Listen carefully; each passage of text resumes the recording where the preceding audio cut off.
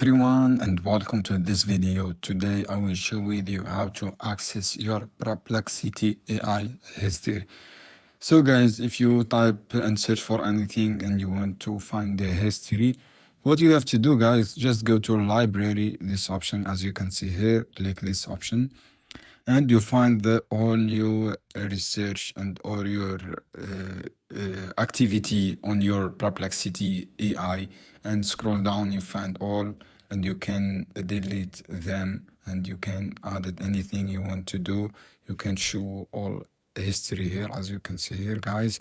For this is simple method you can do and you can apply. I hope this video helpful for you. Then don't forget subscribe and like and share this video for more content, and see you another video soon, guys. Keep watching.